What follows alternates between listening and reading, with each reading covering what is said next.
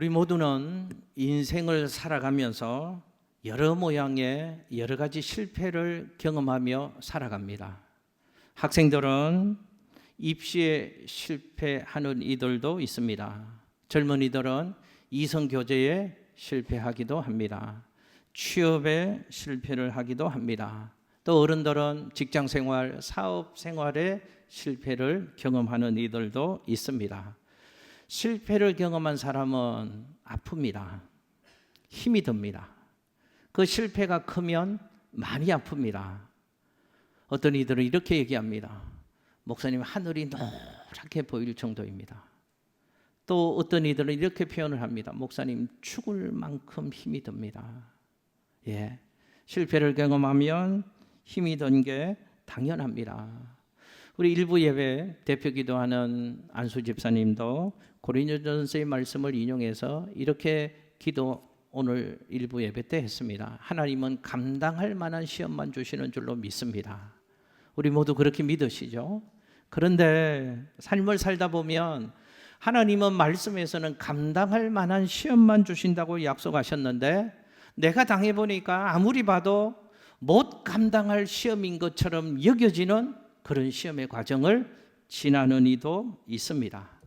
또 어떤 사람이 이제 한 발자국만 더 가면 완전히 절망인 백축간두의 그 상황에 그 끝에 서 있는 이들도 있음을 우리는 볼 때도 있습니다.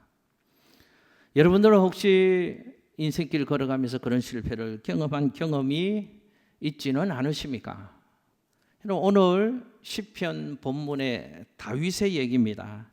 다윗이 바로 그런 상황 가운데 있을 때 지은 시가 시편 상황의 시입니다. 그래서 시편 3편에는 이런 설명, 이런 소제목이 붙어 있습니다. 화면에 한번 보실까요? 함께 읽습니다. 시작. 다윗이 그의 아들 압살롬을 피할 때 지은 시. 아멘. 자, 이 당시 다윗이 시편 상황을 지을 때 상황이 어떠했는가? 성경을 보니까 이런 상황이었습니다. 다윗의 아들 압살롬이 아버지 다윗을 향하여 반역을 일으킵니다. 이런 나쁜 놈이 있습니까? 죄송합니다. 이런 죽일 놈이 있습니까? 아들인데 아버지를 향하여 쿠데타를 일으킵니다. 반역을 일으켰습니다.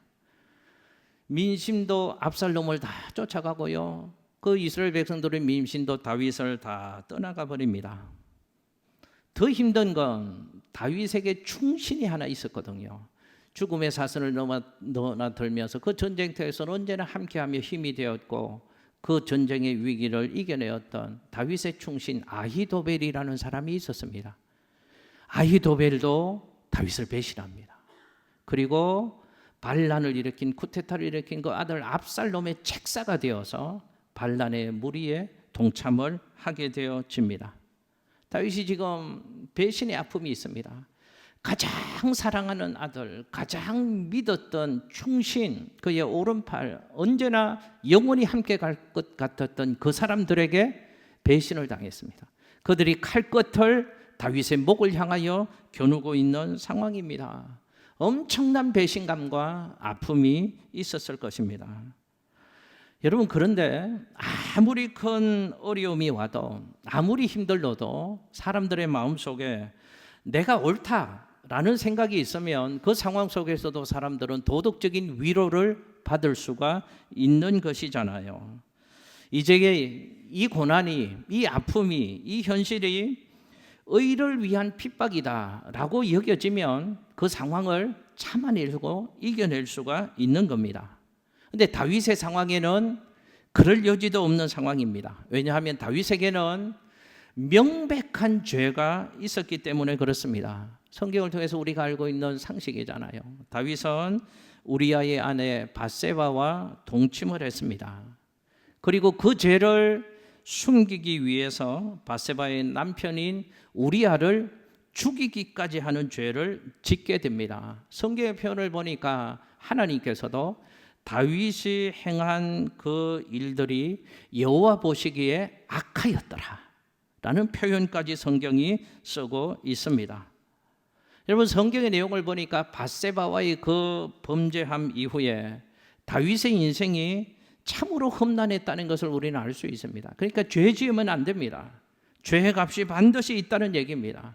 다윗이 그 범죄함을 범한 이후에 다윗의 큰아들 암논이라는 아들이 그의 이복 동생 다말을 강간하는 일이 자식들 가운데 일어납니다. 그리고 강간했다고 압살롬이라는 아들이 와서 그 큰아들을 죽이는 일이 일어납니다. 그리고 마침내 드디어 아들 압살롬이 아버지를 향하여 반역을 일으키는 이런 끔찍한 일들까지 다윗의 자식들 가정 안에 일어나게 되어지는 겁니다. 그런데 더 안타까운 것은 다윗은 압니다. 이 모든 일들이 내 죄 때문이구나 하는 생각이 다윗의 마음속에 들었다는 겁니다. 사랑하는 양축교회 성도 여러분, 제가 한번 여쭤보겠습니다. 오늘도 하나님의 은혜를 사모하며 예배 자리에 나오셨는데요, 혹시 여러분의 인생의 과정이 다윗 같은 길을 걸어가고 계시는 분은 안 계십니까? 다윗처럼 시리고 아픈 마음으로 하나님의 은혜를 사모하고 예배드리는 분들은 없으십니까?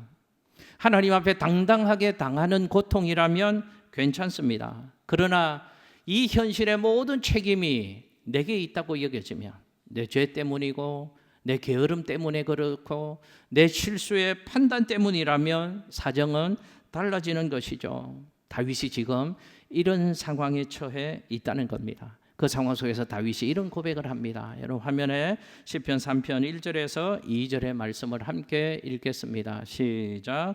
여호와여, 나의 대적이 어찌 그리 많은지요. 일어나 나를 치는 자가 많으니이다. 많은 사람이 나를 대적하여 말하기를 그는 하나님께 구원을 받지 못한다 하나이다. 셀라. 아멘. 먼저 저 셀라라는 단어가 시편에 나오잖아요. 음악적인 용어입니다. 셀라 앞에 말을 강조하는 의미가 있습니다. 원칙적으로는 안 읽어도 안 읽는 게 원칙이지만 읽어도 무방할 듯 싶습니다. 우리는 말씀 중에 나오는 구절 읽도록 하겠습니다. 이런 표현을 잘 보십시오. 다윗의 비참한 실존을 만날 수가 있습니다. 다윗이 이 상황 속에서 주변을 둘러보니까요, 모두가 나를 조롱하는 사람들입니다. 나를 비웃는 사람들입니다. 나를 대적하고 치려는 자들만 나를 노려보고 있는 상황입니다. 말씀드렸죠. 이런 자들이 있어도 내가 떳떳하면, 내가 죄가 없으면 떳떳할 텐데 다윗은 지금 그러지를 못합니다. 그의 죄가 있기 때문에 그런 것이죠. 그래서 그 인생 가운데 지금 조롱이 있고 비웃음이 있고 절망감에 깊이 빠져서 꼼짝할 수 없는 그런 상황 속에 다윗이 처해 있습니다. 여러분, 오늘 이런 다윗의 상황, 다윗의 이야기를 통해서 우리는 성경이 주시는 중요한 교훈 하나를 배울 수가 있습니다. 깊은 절망감에 빠졌을 때 어떻게 해야 되는가? 사랑하는 이들에게 배신의 아픔이 있을 때 어떠해야 되는가? 내 죄악이 내 삶에 상처가 되어서 나를 아프게 하는 절망의 시간을 지나가고 있을 때, 그때 나는 무엇을 해야 되는가? 라는 교훈을 오늘 말씀을 통해서 배울 수 있습니다. 다윗을 보면, 오늘 본문을 보면 이런 상황 속에서 다윗이 했던 아주 중요한, 아주 잘한 일 하나가 있었습니다. 기억하십시오. 그 이름을 기억했다는 겁니다. 그 이름을 불렀다는 겁니다. 다윗에게는 이 상황 속에서 할 수 있는 것이 아무것도 없었지만 다윗에게 이 상황 속에서 부를 수 있는 이름이 있었습니다. 다윗은 이제 한 걸음만 더 나아가면 절대 절망인 백척간도의 상황에 처해 있었지만 그 상황 속에서 하나님 하고 그의 이름을 불렀다는 겁니다. 화면에 시편 3편 3절 말씀 함께 읽겠습니다. 시작. 여호와여, 주는 나의 방패시요 나의 영광이시요 나의 머리를 드시는 자이시니이다. 아멘. 여러분, 저 말씀을 보십시오. 원문을 보면 3절 시작하는 앞에 원문에는 생략되어 있고 우리 한글의 저 성경에는 들어가 있지 않은 내용이 있습니다. 원문에는 그러나라는 단어가 포함되어져 있다 하는 것입니다. 이런 뜻이잖아요. 다윗이 지금 환난 속에 있습니다. 깊은 절망감에 빠져 있습니다. 그러나 그 환난의 자리에서 저렇게 불렀다는 겁니다. 그러나 이런 상황이 있지만, 이런 환난이 있지만, 이런 아픔이 있지만, 이런 헤어나올 수 없는 슬픔 가운데 있지만, 그러나 여호와여, 주는 나의 방패십니다. 그러나 여호와는 나의 영광이십니다. 그러나 여호와는 나의 머리를 드시는 자이십니다 라고 불렀다는 겁니다. 그 이름을 불렀더니 그 인생 가운데 회복과 역전의 역사가 일어나게 되어지고, 그를 둘러싼 모든 문제들이 해결되어 지더라는 겁니다. 기억하십시오. 우리도 저럴 때가 있습니다. 우리도 환난의 깊은 자리에 빠졌을 때 우리가 해야 할 일이 있다 하는 것을 발견할 수 있습니다. 믿음의 눈을 열어 하나님을 바라보는 겁니다. 그리고 그 하나님을 크게 부르는 겁니다. 하나님! 하고 그 이름을 부르면 그 이름이 역사에서 우리의 삶 가운데 구원의 은혜를 베풀어 주시는 줄로 믿습니다.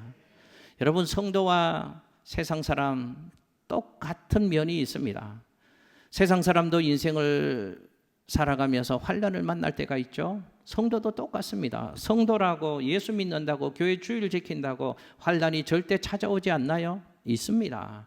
제게도 있을 수 있고 여러분에게도 있을 수 있습니다. 그러나 똑같이 환난을 만나는 인생이지만 성도에게는 하나님이 주신 특권이 있다는 사실을 기억하십시오. 그 특권은 환난 날에 부를 수 있는 이름을 우리에게 주셨다는 사실입니다. 화면에 사도행전 2장 21절, 시편 50편 15절 말씀 열이어 읽겠습니다. 시작. 누구든지 주의 이름을 부르는 자는 구원을 받으리라 하였느니라. 환난 날에 나를 부르라. 내가 너를 건지리니 네가 나를 영화롭게 하리로다. 아멘. 할렐루야. 그 이름에는 구원의 능력이 있다 하는 겁니다.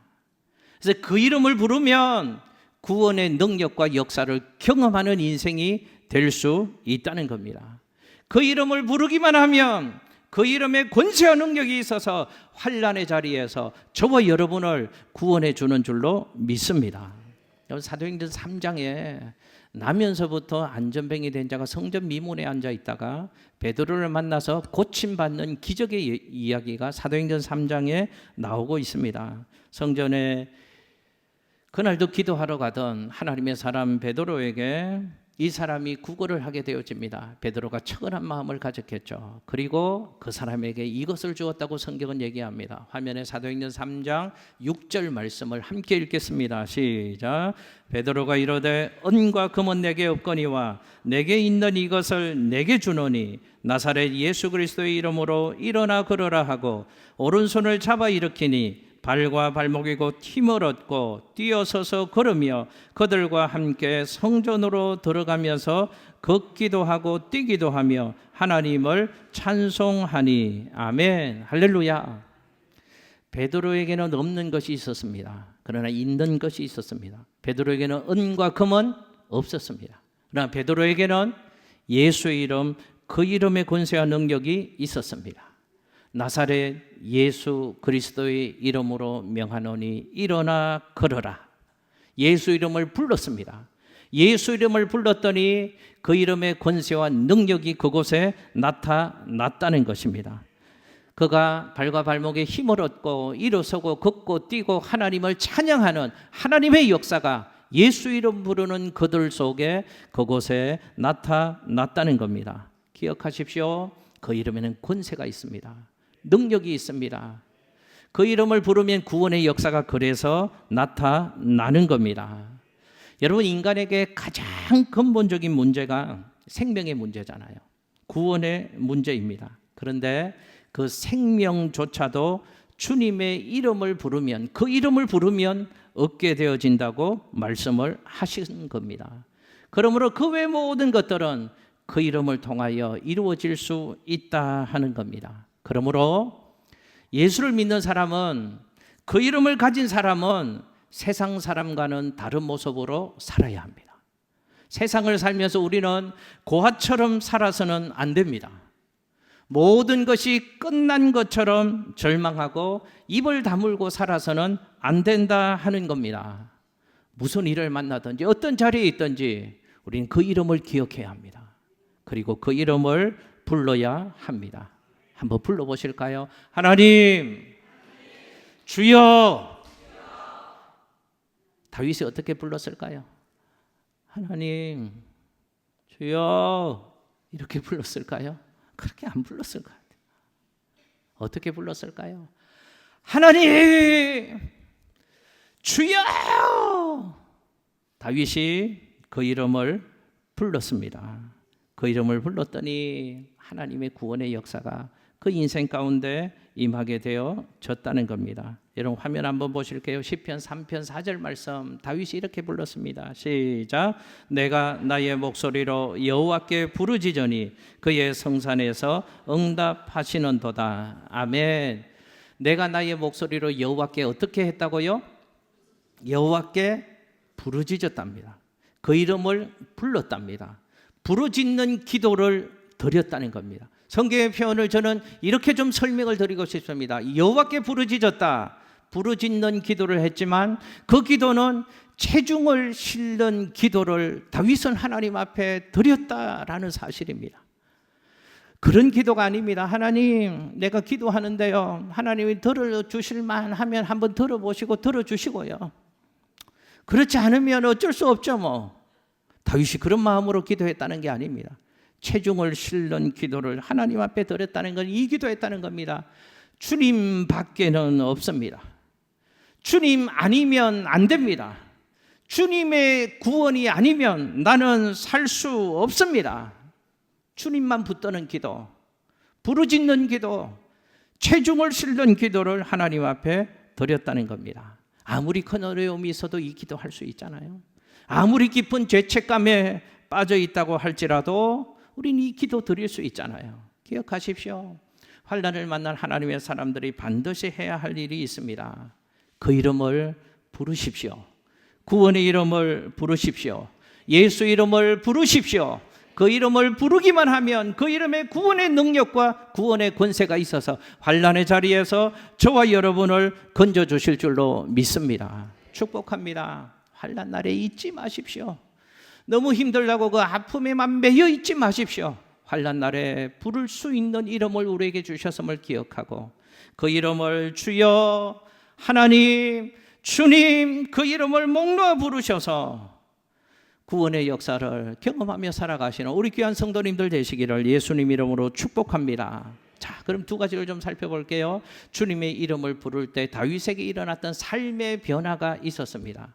그리고 응답의 결과가 있었습니다. 먼저 주의 이름을 부를 때 일어났던 삶의 변화 한번 살펴보겠습니다. 세 가지가 다윗의 삶의 변화로 일어났습니다. 그 첫 번째는 다윗에게는 먼저 주는 나의 방패십니다 라는 고백이 흘러나왔습니다. 여러분 화면에 시편 3편 3절 말씀을 한 번 더 읽겠습니다. 시작. 여호와여, 주는 나의 방패시요 나의 영광이시요 나의 머리를 드시는 자이시니이다. 아멘. 자, 다윗이 그 이름을 불렀더니 이런 변화가 일어났습니다. 첫 번째, 여호와는 나의 방패가 되시는 분이십니다 라는 고백이 그 심령 속에서 흘러나왔다는 겁니다. 방패가 무슨 의미입니까? 방패는 지킨다, 보호한다 라는 뜻입니다. 전쟁에서 칼과 창을 막아주고 내 생명을 지켜주는 보배가 있습니다. 그게 방패가 하는 역할이잖아요. 방패로 막지 않으면 죽게 되어지는 겁니다. 근데 성경은 누가 나의 방패라고요? 하나님이 나의 방패라고 말씀합니다. 이 말씀의 의미를 잘 영화처럼 머릿속에 떠올려 보십시오. 하나님이 나의 방패가 되신다. 그 말은 내 방패가 되시는 이 하나님, 이 방패를 뚫지 않고는 나의 머리털 하나조차도 건드릴 수 없게 되어진다는 겁니다. 하나님이 나의 방패가 되신다. 이 말은 이 방패가 되시는 하나님을 통과하지 않으면 나를 절대로 건드릴 수 없다는 그런 믿음의 고백이라는 겁니다. 그런데 기억하십시오. 하나님의 이 방패는 세상의 그 어떤 것으로도 세상의 누구도 절대로 뚫을 수 없는, 뚫리지 않는 방패라는 사실입니다. 세상에서 우리는 이런 말을 하죠. 10번 찍어 안 넘어가는 나무가 없다고 얘기를 합니다. 하늘에서 떨어지는 물방울이 돌을 뚫는다고 말을 합니다. 그러나 하나님의 방패는 그럴 가능성이 전혀 없는 방패입니다. 하나님이 나의 방패가 되어주신다.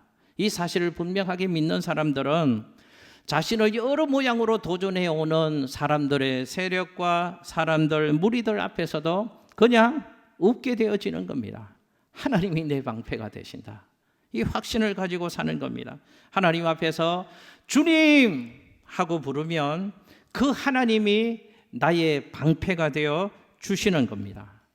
하나님이 나의 방패가 되어 주셔서 그 모든 세력과 환난과 시험과 역경으로부터 우리를 막아 주시는 겁니다. 누구도 건드릴 수 없는 하나님의 사람이 되어지는 겁니다. 주님이 맡고 계신데 누가 감히 도전할 수 있겠습니까? 한번 저 따라서 해보십시오. 하나님은 나의 뚫리지 않는 방패십니다. 할렐루야. 다윗이 기도했더니 두 번째, 주는 나의 영광이십니다 라는 고백이 그의 삶 가운데서 터져 나왔습니다. 여러분, 우리는 보통 무엇을 영광으로 생각하는가 하면 돈, 권력, 인기 이런 것들이 우리 삶에 필요한 영광이라고 생각을 합니다. 그래서 사람들은 영광을 더하려고 백화점에서 값비싼 옷도 입잖아요. 그러나 그 영광도 오래 가지를 못합니다. 한철입니다.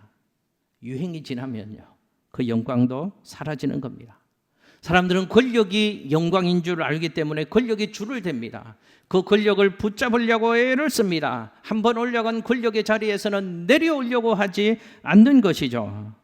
사람들은 또 인기가 권력이라고 생각을 합니다. 영광이라고 생각합니다. 그러나 하늘을 찌를 듯한 그 인기도 어느 한순간 안개처럼 사라지는 것을 우리는 참 많이 보게 되어집니다.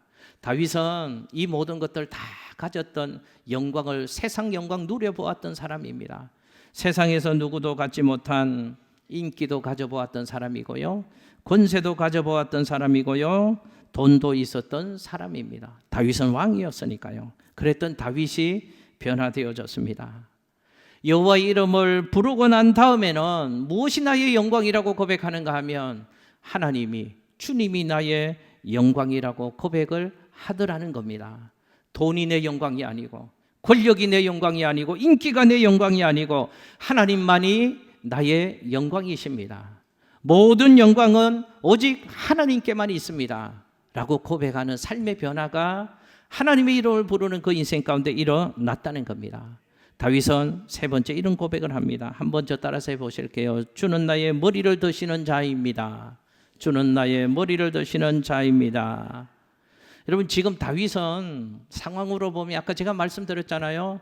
머리를 들 수 없는 상황 가운데 있습니다. 아무런 능력도 없고 조롱당하고 비웃음을 당하고 쫓겨다니는 상황 가운데 있습니다. 그런데 머리를 들게 하나님이 해주셨다는 겁니다. 그 이름을 불렀더니요, 머리를 든다는 것을 우리는 이 상황을 떠오르면 좀 이해가 잘 될 것 같습니다. 옛날에 왕들을 보면 좀 쉽게 이해가 될 수 있습니다. 옛날에 왕 앞에서는 누구도 머리를 들 수가 없는 것이죠. 머리 들면 죽습니다. 그러나 유일하게 왕 앞에서 머리를 드는 경우가 있습니다. 이런 경우죠.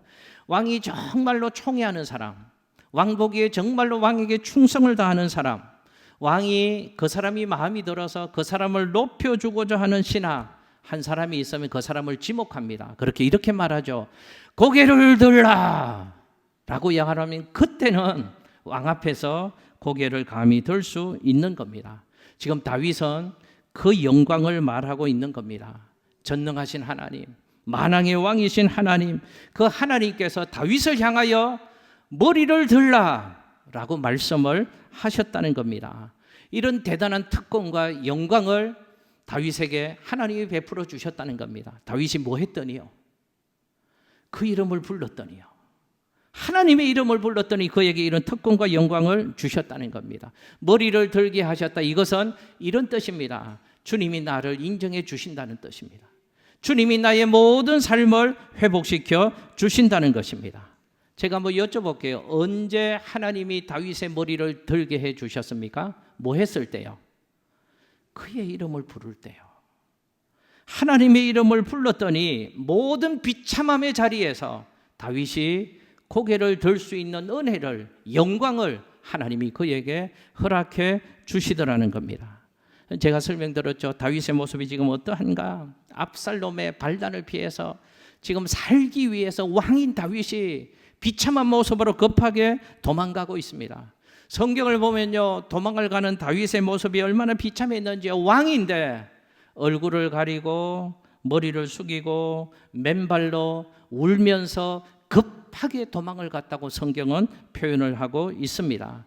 이처럼 비참한 다윗의 인생이었는데 하나님이 머리를 들게 해 주시더라는 겁니다. 뭐 했을 때요? 그 이름을 불렀더니요, 하나님 그 이름을 불렀더니 하나님이 그의 인생이 수치를 당한 자리에서 머리를 들 수 있도록 은혜를 베풀어 주시고 영광을 베풀어 주시더라는 겁니다. 사랑하는 성도 여러분, 다윗만 그런 게 아니고요, 우리도 다윗처럼 환난을 만날 때가 있습니다. 그때 꼭 기억해야 할 일이 있습니다. 그 이름을 기억하시고 그 이름을 부를 수 있는 사랑하는 우리 성도님들 되시기를 예수님 이름으로 축복합니다. 성도는 실패할 수는 있어도 절망해서는 안 되는 사람들입니다. 성도는 실수할 수는 있어도 포기해서는 안 되는 사람들입니다. 왜요? 환난 날에 부를 수 있는 이름을 주셨잖아요. 그 이름을 부르면 그 이름의 능력이 우리 인생 가운데 역사하셔서 실패와 실수의 자리, 수치의 자리에서 우리를 건져 주시잖아요. 세상에서 제일 어리석은 사람이 누구인 줄 아십니까? 가난한 삶을 사는데, 무능한 삶을 사는데, 문제 있는 삶을 사는데, 하는 일들마다 다 막히는데도 기도하지 않고 불평하고 입을 닫고 사는 사람이 제일 불쌍한 사람입니다. 다윗처럼 지금 여러분의 상황이 혹시 다윗처럼 머리를 숙이고 맨발로 울면서 도망치고 있는 상황인데도 왜 기도를 안 하시느냐 그 말입니다. 그 이름을 기억하십시오. 그 이름을 부르십시오. 그러면 다윗에게 그러셨던 것처럼 하나님께서 우리의 방패가 되어주시고 우리의 영광이 되어주시고 우리의 고개를 들도록 만들어주시는 은혜를 베풀어 주실 줄로 믿습니다. 자, 마지막 하나만 좀 살펴볼게요. 이렇게 그 이름을 불렀더니 다윗 인생 가운데 어떤 결과가 나타났는가? 두 가지의 결과가 다윗에게 있었다라고 얘기합니다. 우리도 그 이름을 부르면 그런 응답의 은혜를 주실 것입니다. 하나는 평안이고 하나는 승리의 역사를 주셨다고 성경이 우리에게 말씀합니다. 화면에 시편 3편 5절 6절 말씀을 한 번 더 읽겠습니다. 시작. 내가 누워 자고 깨었으니 여호와께서 나를 붙드심이로다. 천만인이 나를 애워싸 진친다 하여도 나는 두려워하지 아니하리이다. 아멘. 자, 그 이름을 불렀더니 이런 응답의 결과가 다윗의 인생 가운데 나타났다는 겁니다. 앞부분에 보면 내가 누워 자고 깨었으니 하는 말이 있습니다. 저게 하나님 주신 응답이다 그 말입니다. 목사님, 누워 자고 깨는 게 뭐 대단한 응답입니까? 대단합니다. 지금 다윗의 상황을 제가 설명드렸죠. 누워 있을 수 없는 상황입니다. 잠잘 수 없는 상황입니다. 여러분 혹시 이런 경험 있으십니까? 너무 힘들면요, 문제가 있으면, 마음이 아프면 잠이 잘 주무시던가요? 못 잡니다.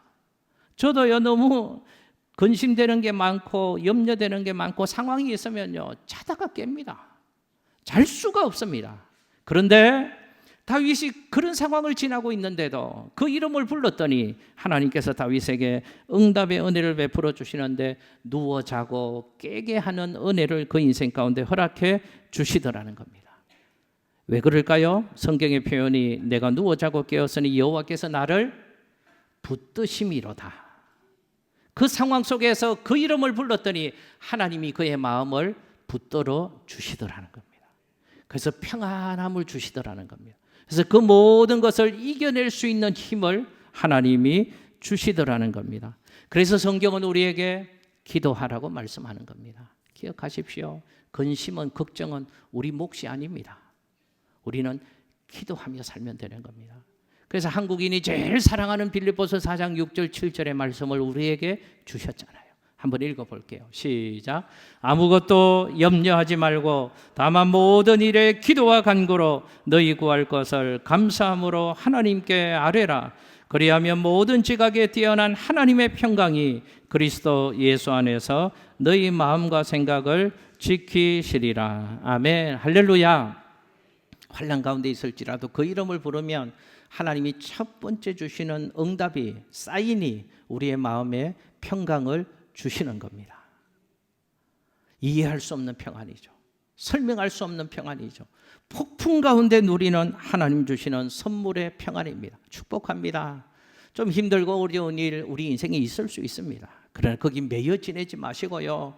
그때 부를 수 있는 이름을 우리에게 주셨다는 하나님의 말씀을 기억하고, 우리도 다윗처럼 그 이름을 부름으로 하나님이 우리의 마음속에 평안을 허락하여 주셔서 그 평안을 문제 속에서도 누릴 수 있는 하나님의 백성들, 저와 여러분들 되시기를 예수님 이름으로 축복합니다. 또 하나요, 평안만 주시는 게 아니라 구체적인 삶의 승리를 부르는 자들에게, 그 이름을 부르는 자들에게 하나님이 주셨다고 말씀합니다. 마지막으로 화면에 시편 3편 7절 말씀을 함께 읽습니다. 시작. 여호와여 일어나소서, 나의 하나님이여 나를 구원하소서. 주께서 나의 모든 원수의 뺨을 치시며 악인의 일을 꺾으셨나이다. 아멘.